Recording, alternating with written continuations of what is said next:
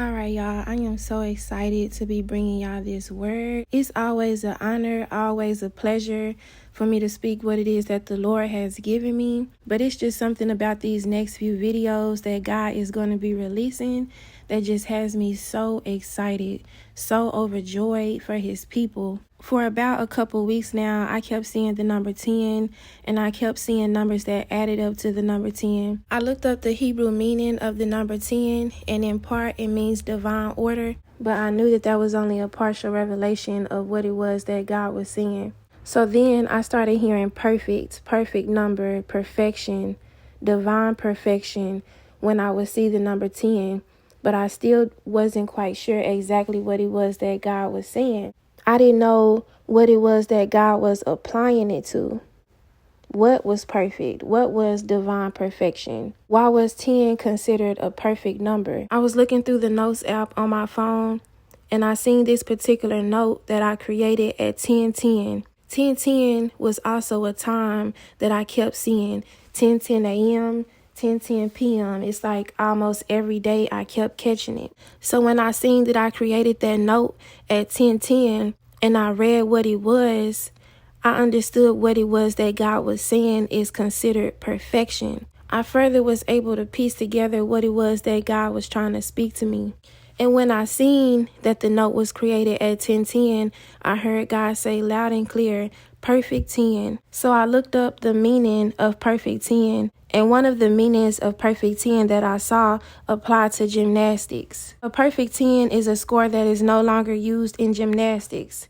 A perfect 10 was once achieved by a flawless, subsequently easy routine or a difficult routine with minor imperfections. The first gymnast to ever score a perfect 10 was Nadia Comaneci at 14 years old. Her routine was full of grace and was not considered an easy routine. However, she was able to pull off this perfect 10 routine with absolutely no flaws, no imperfections. When she scored the perfect 10, the scoreboard wasn't even capable of displaying the number. It appeared as 1.00. And initially they thought the score was because of some type of deduction or error. But in actuality, the scoreboard simply just could not display a perfect 10. I actually used to want to be a gymnastics Olympian when I was a little girl. I was in tumbling. I used to flip off my mama's couch. Like, you could not tell me that I was not going to be an Olympic gymnast. So for God to turn around and use this example, it just really speaks to the magnitude of what it is that he's trying to convey to me, trying to convey to you. Nadia Comaneci is a great amongst the greats. Nadia Comaneci is still reverenced to this day. A perfect 10 was a score that every Olympic gymnast wanted to achieve, but it wasn't until Nadia achieved this perfect score that fellow gymnasts realized it's actually obtainable. So much so that they had to then ban the perfect 10 score because gymnasts were getting hurt. Gymnasts were willing to lose an arm, lose a leg for this perfect score. God had me to go into all of that to say a perfect 10 is a big deal. If this word applies to you, if this word resonates in your spirit, you are a big deal. God is saying you are a great amongst the greats. God says when it comes to your fight, when it comes to your stride, when it comes to your momentum, when it comes to your performance, you have achieved a perfect 10. Despite every mistake, every fall, God sees your performance as utterly perfect. The definition of perfect is the condition, state, or quality of being free or as free as possible from all flaws or defect. The definition of perfection is a person or thing perceived as the embodiment of perfection. God says he sees you as the embodiment of perfection. God says that some are beating themselves up and are heavily self-judging themselves and even self-condemning themselves because of past or recent mistakes. I actually have a video pre-recorded that talks more about that. But God says, because of your failures, because of your mistakes, because of your falls, your mishaps, you have put yourself back in chains. You have sentenced yourself. You have disqualified yourself I know for a lot of people in the body of Christ, you've dealt with trying to be perfect. You've dealt with the guilt and shame of feeling like you have not arrived to the level that God is calling you to. You've dealt with beating yourself up because you just simply feel that you aren't worthy of the title, worthy of the anointing, worthy over the calling over your life because you aren't perfect. But God says, let it go. He is pleased. He's well pleased. God told me today to get in the Christmas spirit. Now, I was told not to celebrate Christmas. So initially when I heard him say that, I didn't understand what was he getting at. But he said, I don't want you to give any gifts. We aren't doing any sacrifices to Moloch. But I want you to get in the Christmas spirit. Before he said that yesterday, I had been randomly singing Christmas songs. A couple days ago, my son pulled out this little miniature Christmas tree. A couple weeks ago, I went to Mod Pizza and I had my black hoodie on. Really like looking crazy, but I had just sat in the car before I walked in, praising, just engulfed in the spirit. I go into this Mod Pizza and everybody is looking at me. Everybody is staring at me and I'm like, is it my hoodie? Can y'all see my edges sticking out up under the hoodie? Like, what is it? But I knew it was spiritual. I knew it was nothing about the natural and it had everything to do with the spiritual. I walked up to the front to pay and everybody was at the counter just standing around looking at me all weird. Like, what do you want? And I was like, I'm trying to pay. And before I walked up to the counter, one of the workers was kind of like off in the distance. And of course, he had a mask on. And he was saying something to me. I didn't even really fully hear what he had said. But I just knew that he had said something about I looked like I had good karma or I looked like a good person or just something. I didn't know what that man was saying. And like when you don't really know what somebody... when you don't really know what somebody is saying and you just kind of laugh it off and and just smile and like kind of walk away. So I get to the counter and he walks over to me and he was like, no, I was trying to tell you, you don't have to pay. And he was like, I don't know what it is about you. And this was a guy, he wasn't saying this in all seriousness. I know that he meant what he was saying, but at the same time, he appeared to me like one of those guys at the job. It's always that one character. It's always that one guy, that one girl who's always cracking jokes, kind of like the life of the party at work. They're going to say something crazy. They're going to do something crazy type of thing. And so he's like, yeah, I just feel like for some reason that you are a really good person and it's just the energy about you. And I just feel like you have good karma or something. I don't know if you helped an old lady walk across the street.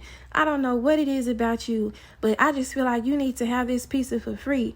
I don't know what to say. I don't know what to call it. Merry Christmas. And I just kind of laughed it off and I was like, okay, thank you.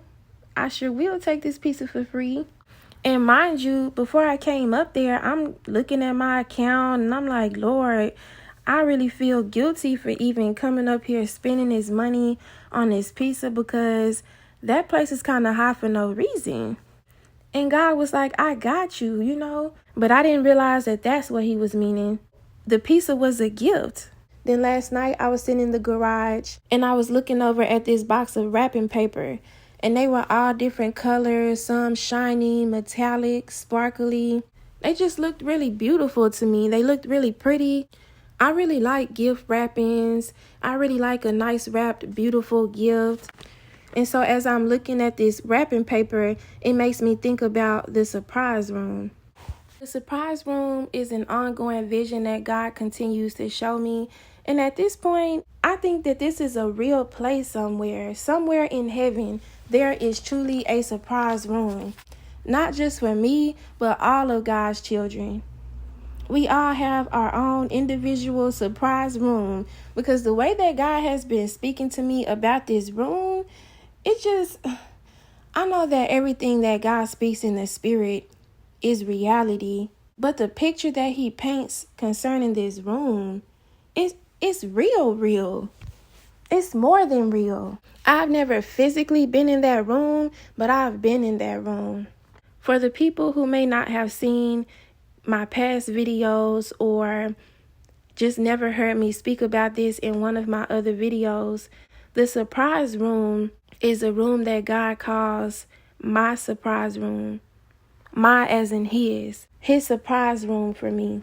And in this room, it looks like Venetian royalty. I don't know another way to describe it. If you could imagine how God's decor would be in his home, like just an absolutely beautiful room, from the floor, the drapings, the tables, just everything absolutely beautiful. And it's filled with all types of gifts of all different sizes. Earlier this year, I asked God, where am I spiritually? And he said, you are in the threshold. And by that, he meant you are standing in the doorway. I didn't know in the doorway of what or what he meant. And throughout this year, he's been piecing together this room. The next thing you know, he says, you are standing in the room, but the lights are off. Then he started calling it a light switch surprise. Light switch surprise, when I looked it up, it's considered the act of bringing a family member into a dark room or a dark house, dark venue. They can't see anything. Maybe they're blindfolded and people are hiding behind things. They have gifts and things hid behind things. Then all of a sudden, they just flip the lights on and everybody says surprise. And the person who the surprise is for is shocked. They're in awe. They can't believe their eyes, type of thing. Initially, when God cut the lights on and said surprise to me, in one of the visions that he showed me about this room, he was standing there. It was just, my God, it was just me and him in that room, because this thing that God is doing is personal. It's not about Johnny and Susie. It's not about Granny and cousin. This thing is personal. What God is doing, oh, hallelujah, I just feel the Spirit of God. What God is doing in this time, in this hour, what God is about to perform for you, it's personal. In one of the visions he showed me, I open up my eyes and my mouth is wide open and I'm just shocked so shocked so much to the point I just took off running out out of the room. And so God came chasing me down with like a camcorder or something. I said this in one of my other videos, but it was almost like Mari or something. You know how they'll chase a person all down the hallways in the back room, and then they'll be all laid out crying and stuff, and they have the camera right up in their faces. It was that type of thing, like a mom would be at a birthday party or like a mom would be on Christmas. God actually showed me him sitting on the couch, clutching on his robe, camera out, and he would, he would be taking pictures of me, and the camera flash would be so bright. Because those disposable camera flashes hit different. God truly is a father and a mother. He also showed me him dancing around this room, and it wasn't like a cute little dance he was doing. It was like, I'm excited. I cannot wait. He would just be pacing the floor like, when is she going to be here? When is it going to be time? I'm ready. And then I can't remember what I was thinking about or what brought this thought on, but I remember a few days ago just randomly thinking about how much detail a mom puts into wrapping gifts. I know when I was a kid, my mom would have the presents wrapped so beautifully, streamers, bows. It would match the decor in the living room. Just beautifully wrapped gifts. It wouldn't be any creases in the paper. Like, I truly feel like my mom could have a business wrapping gifts. Just beautiful, beautiful gifts. And I thought about how moms take all this time to wrap up our gifts, make them so neat and nice. They get wrapping paper in your favorite color, wrapping paper in your favorite characters. They write your name on them, from mom to son to daughter. It's special just for you to come and snatch all that off. You're not thinking about how much time, Jesus, you're not thinking about how much time she spent wrapping these gifts, And in her eyes, it doesn't even matter. And I related this to God. I related this to this surprise room. God has took his sweet, precious time wrapping up these gifts, wrapping these gifts up to perfection. And like I said in previous videos, the wrapping paper, the way that God had these presents wrapped, absolutely beautiful, past beautiful. I talked about this in the video that I have pre-recorded that I'm probably going to post next after this one. How God showed me in that room, and I looked down at my hands and I had this beautiful gift in my hand. It was so beautiful, I didn't even want to touch it. I didn't even feel worthy enough to touch it. I didn't even want to look at it. It just had that much glory, that much majesty. It was just that perfect. Thinking about this surprise room, thinking about this whole Christmas spirit that God has put on me, it truly has me feeling like a kid. I feel all giddy and excited, just like I used to, knowing today is Christmas Eve and tomorrow is Christmas, and I get to finally see everything that I have up under that tree.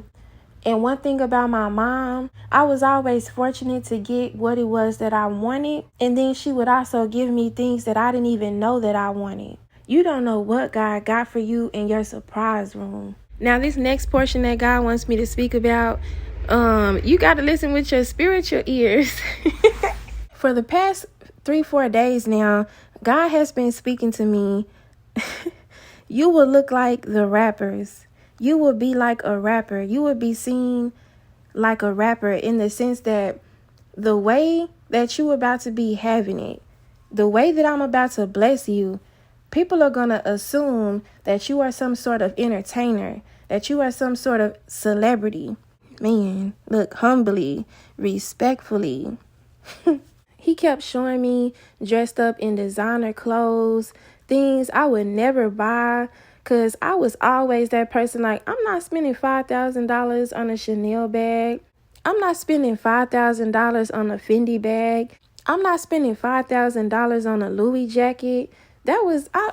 Listen, I am fine going to Forever 21. I will go to the Goodwill. It doesn't make me any difference. I've always been the type of person that likes to look good, likes to dress up. And I always liked Louis Vuitton, Prada, Chanel. But it really wasn't nothing where it was like, I have to have these things or it would make or break me to have these things. So when God started showing me and all this designer, I was like, okay, God, what are you trying to tell me? He said, the way that I'm about to bless you, even entertainers will be jealous. Even celebrities will be jealous. He said they'll be looking at me, looking at some of you, like, how she get that? How he get that? And he didn't have to do what it was that I did. How she get that? And she didn't have to do what it was that I did. No advance money, no strings attached. All the glory of the Lord. The other day, God had me to go and look at houses. And I could tell that he had been trying to get me to believe him for something bigger, something more extravagant, something capable of holding the true glory of what it is that he's doing in this hour. And so he had me to pull into this random neighborhood that I've never been in before. I felt in my spirit that he wanted me to point out what house that I like or to go and look at a house. It was like a newly developed neighborhood. So a lot of houses were built up, but they weren't lived in and they were for rent or for sale. And so I go and look into this house and God says, you go and look at the smallest house that you see. You go and look at the smallest house on the block. He said, come up higher. So I started looking at bigger homes and I'm like, God, it's just going to be me and my son right now. I don't need this much house. What am I going to do with it? Listen, it's not about what you're going to do with it. It's not about how much space you need. It's about, I'm about to show my glory in your life. And I'm going to take you from glory to glory. I left from there and I was playing a couple little rap songs that I have that I like. I don't listen to rap anymore outside of these songs really. But there are these select songs that when I play them, it reminds me of where I was when I first heard the songs. It causes me to reflect on where I once was, where I used to be, compared to where I'm going, compared to where I am now. And so as I'm listening to these songs, I'm in the car, I'm turned up, Okay. And I look down at my wrist. My God. I look down at my wrist and I have on a Audemars bust down. I was riding on the highway, listening to this music, just thinking about like, wow, God is really doing it. God is truly calling me to come up higher, higher than I would have ever imagined. And I was driving my mom's car, but the way that the Spirit fell on me, I may as well have been in my dream car. I may as well have been in the car that God has been promising me, the car that God picked out for me. I didn't know nothing about that car. I had never heard of that car. Then I was getting out the car. I don't know, I just happened to look down at my sandals and I had on like some slides. They're kind of like house shoes. I wear them in the house because they're comfortable. But when I'm about to go somewhere, then I put on like my cute sandals type of thing. But if I'm just running in the Kroger's or something, then I'll wear my house slides. And so I looked down at these slides. They turned into these Louis Vuitton slides that I seen. And they were fur. These shoes are like $2,000, $3,000. I wouldn't be, listen, that just kind of sounds dumb to me to spend $2,000, $3,000 on some sandals that you can't even really wear at the house. Those are like house shoes. But God impressed on my spirit that just like I just throw these sandals on, I don't really care about them like that. They aren't really nothing to me. His glory is going to be hidden so hard. Those Louis Vuitton slides will be like throwaway shoes. God kept showing me as royalty.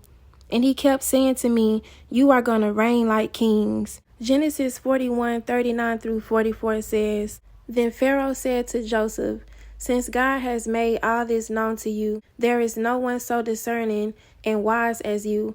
You shall be in charge of my palace, and all my people are to submit to your orders.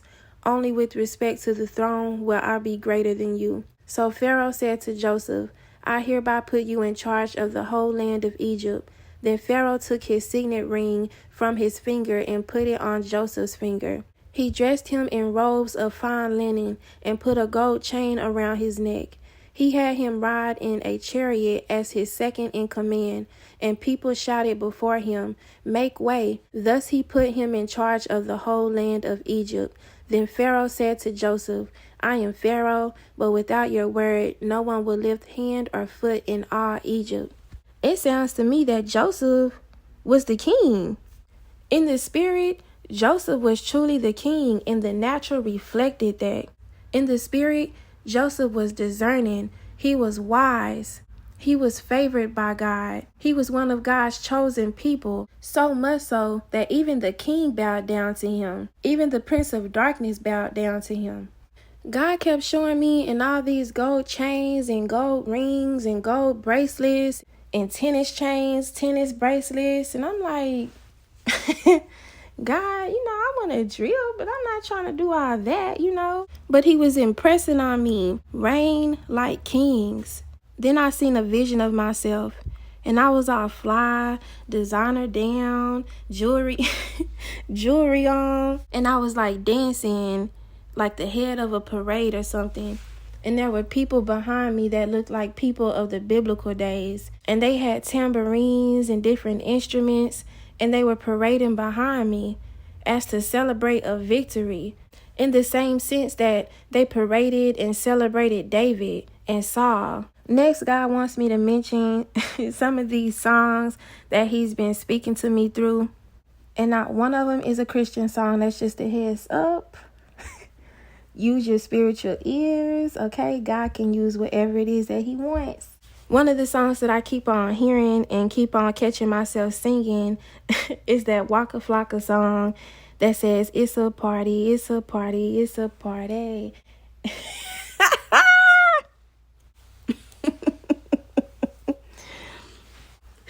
And I know that God was putting that on my spirit to say, it's a party. Like, it's time to celebrate. It's time to turn up. Like, what is you sad for? Why are you walking around as if this thing is not real? As if this surprise room is not real? As if you weren't chosen from birth? As if You disqualified yourself from my anointing, from my plans for your life that were established before the beginning of time. Another song that I kept on hearing is that Drake song that goes, I just flipped the switch. Listen, I absolutely hate that song. I was like, why do I keep on hearing this? But again, it's blasting in my ear all loud. I'm finding myself singing it. I know that it's the Spirit of God impressing this song, impressing these lyrics on my spirit. And he was speaking on the light switch surprise. When God speaks of the light switch surprise, not only is he speaking on it in the aspect of the element of surprise, flipping on the lights, ta-da, surprise type of thing. He's speaking on the quickness that things will take place. God told me that things will happen like the flip of a switch, like the snap of a finger. Another song that God has been impressing on my spirit is that little baby song. I used to hate this song so much. I just, every time it would play on the radio, every time we would be riding, I would just cut the radio off. Forget switching the channel, I just cut the whole radio off. But next thing you know, I'm just around the house and I just keep on hearing, I'ma turn up on a hater every chance that I get. And again, I'm like, why do I keep on hearing this song? Why is it so loud in my ear? Why is it so heavy on my spirit? Because we think of God as just this holy, holy, holier than thou type of God, which he is. But we got to remember, nothing exists without the Lord. The Lord is not evil. The Lord is not wicked. But at the end of the day, if he did not speak it, if he did not create it, if he did not allow it, it would not be so. So therefore, he can use whatever it is that he wants to use in whatever way that he wants to use it. In the same sense of how he's able to use our sin, use our mistakes, use our shortcoming for his glory. And I know that the reason he was putting that on my spirit is not because he wants me to have this haughty attitude or this attitude of I'm better than, I'm superior than, but because he wants to make it known. We about to turn up. What? I'm talking about stunting and not even trying to. Flexing and not even trying to. I'm humbled. Listen, the children of God have been humbled. The children of God have been set through the fire. The children of God have suffered like Christ did, so much so that a lot of us forgot. It's a promise connected to that suffering. It's a promise connected to that pain. It's a promise connected to that shame. It's a promise connected to how they talked about you, how they mistreated you. It was a reason why you suffered. It was a reason why they spoke on you. And it doesn't have to do nothing with the person. It's all about the spirit behind it. I'm going to turn up on a hater. I'm going to turn up on the enemy. I'm going to turn up on the wicked. The enemy tried to rob, steal, and destroy. The enemy tried to bring you to an end. The enemy tried to snuff you out. And he did not play fair. The enemy is like one of those people, they do a lot of talking. And it's like, okay, I'm not even tripping about that. I know you're just mad. It's cool. I'm not going to pay you any attention. And they just keep going at you, And they see that it's not bothering you. They see it's not tearing you down. And next thing you know, they just start saying things. And it's like, yo, you getting disrespectful now. Now you just being disrespectful. Now you just being flat out disrespectful. He had no regards. And you thought it was a game? You thought it was for no reason? It was for the glory of the Lord. Another song that he's been using, I don't even know who this song is by, but it's the song that says, let me serve you up, let me serve you up. You can have it your way, you're the customer. And I can't sing, but it's cool. It's cool. This is another song that I did not really like, but it used to come on the radio. It used to come on BET all the time. And next thing you know, I really liked the song. You know, I was like in 7th grade, 8th grade, a little kid. And again, this is just another one of those things that God divinely brings back around. And I was like, God, why do I keep hearing this song? why do I keep hearing this song? And he said, because I'm here to serve you. I'm here to serve you. Ooh, I'm about to let you know what you did when you did it for me. I'm about to let you know exactly how I felt about it. Man. And I just feel the Spirit of God so heavy. None of it was in vain. That's not just a cute saying. That's not just something cute to tell somebody when they suffer a great deal of loss, when they suffer a great deal of pain. Man, ooh, Jesus, ooh. God had gave me a vision concerning this song, and I was in this big, beautiful, fancy restaurant. A restaurant so expensive, you can't even pay with money.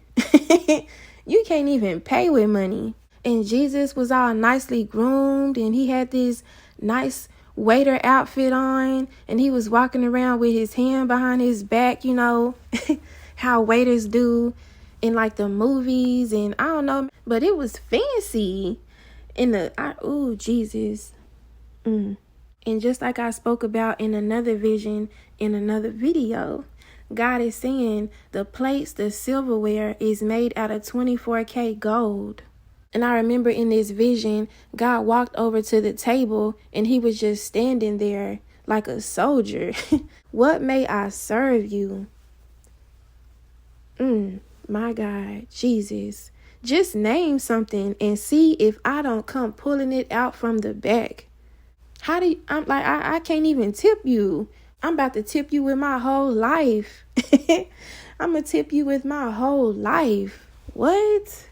This last song is a song that he has been most recently speaking to me through. And it's a song by Rod Wave, and it's called Stay Ready. As crazy as this sounds, I know that God led me to this song. I've never been a huge Rod Wave fan. I thought like his music was like depressing and just, no. But I just kept seeing this song scrolling down on my YouTube. And I'm like, okay, cool. He got a new mixtape, cool. But I'm talking about, I just kept seeing it. And I was like, all right, I'm going to listen to it. And so in this song, he talks about having a dream since a young age. A dream that a lot of people will find to be impossible or slim to none. A dream that could be associated with hitting the lottery. A lot of people want to, a lot of people may try, but everybody isn't succeeding. And so he talks about how people would talk about him and put him down or try to belittle his dream, belittle his vision. But he never had a backup plan. It was never like, well, maybe I'll do this instead. Maybe I'll do that instead. He knew what his talent was. He knew what his gift was. And he knew what he wanted to do with it and what it could possibly bring in return. And so the whole vibe behind the song is basically like being ready for your blessing, being ready for the takeoff, being ready for when your time comes to finally walk into your destiny, finally walk into the impossible that has now become reality. And so sometimes I just feel led to listen to his verse, the beginning of the song. And there's a part in the song that says, a whole lot of nights, a whole lot of grinding. Was gonna say it took forever, but this perfect timing. Man, when God started speaking to me, a perfect 10, another thing that he would speak concerning the number 10, when I would see the number 10, is perfect timing, divine timing. I've been around this house like, wait a minute, I don't know what happened, but all of a sudden, 15 years felt like 15 minutes. Am I tired? Yes. Do I feel impatient waiting on the day when I'll finally move? Yes. Is it always easy? No. God said to me the other day, it's like staring at the sun. You can't stare for that long. No matter how bad you want to, sometimes you find yourself just peering off. Man, Jesus. Because see, this blessing is never a blessing where you're ever fully prepared for it. You have to continuously come up higher. And even when you find yourself higher, even when you find yourself and God says, now you're ready, you still ain't ready. You still ain't ready for this impact. You still ain't ready for what it is that God is truly about to do. Who can provide a surprise better than God? Who can give a better gift than God? He said, what's gonna say it took forever, but this perfect timing? Man, how many of you were like, okay, God, I feel like this should have been enough by now. Like, okay, 1 year, fine, 2 years, 3 years, but 5, but 10, but 20, like, is this not enough? Have you not already took me through enough?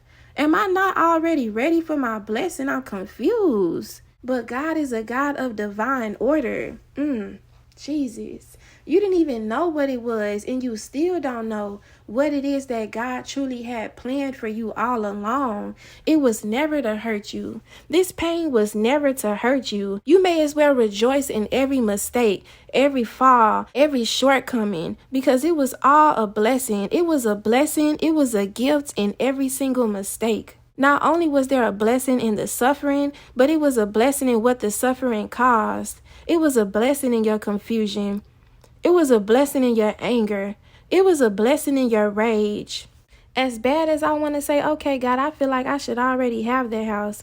I feel like I should already have the car. There's a certain stirring in my spirit that says, hey, as bad as I want this, as bad as I'm ready for you to move, as frustrated as I've been getting, as stuck as I may feel, the pleasure is mine to wait out this last wait. The pleasure is mine that you love me so much, that you are proud of me so much.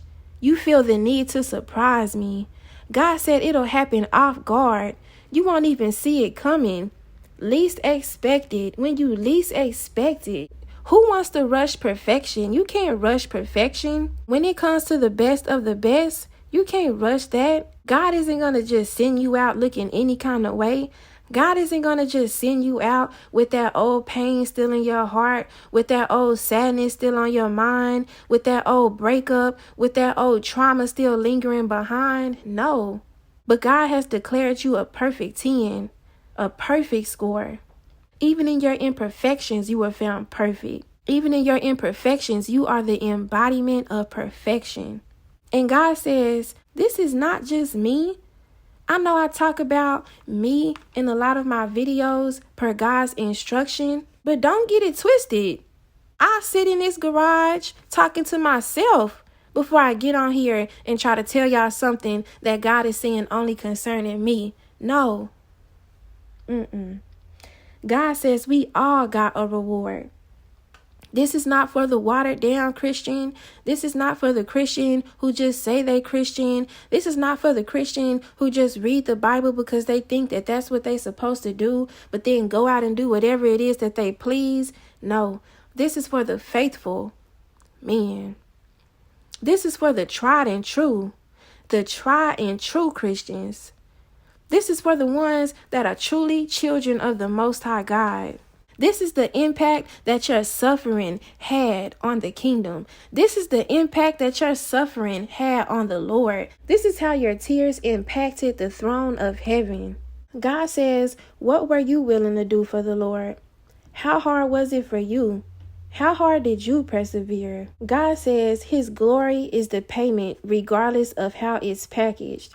Is God saying that everybody is going to be around here looking like a rapper? Is God saying that everybody is going to be walking around here in designer clothes? No. And it's not even about what you would like to look like, what you envisioned yourself looking like. God is going to give you your heart desire, but he has molded each of us differently. Some women in their promised land, they won't be wearing wigs. They won't be getting their hair braided. They won't be wearing jewelry. But if God called you to wear head wraps, baby, those hair wraps are going to be bedazzled. Those hair wraps are going to be top of the line quality, top of the line linen. If God called you to be a common man, to wear common clothes, that Goodwill suit will be looking like it just came out the rack at Tom Ford. God's glory is the payment, regardless of how it's packaged. God says we are positioned for glory, not the praise of men, although that's inevitable. You are a perfect 10. I will find myself making mistakes. You know when I seen 10-10 the most? You know when I seen numbers adding up to 10 the most? Right after I picked myself up from out of my mess. Right after I fell and got back up. Right after I skinned my knee and got back up. God bandaged me and put me right back out there. Right after I said something that I shouldn't have said, God put me right back on that mat. He put me right back on that floor. Nadia Comaneci was 14 years old. 14. That's that David anointing. It doesn't matter how qualified you feel. It doesn't matter how ready you feel. It doesn't matter if you still feel like you need a little bit more time. If you feel like, oh, well, I should already be done with this. I shouldn't still be going back to that. I still shouldn't be having thoughts or temptations concerning this and that. God says you have received a perfect 10. Divine perfection. Through God's glory, He's calling you to the impossible. Through God's glory, He's calling you up higher.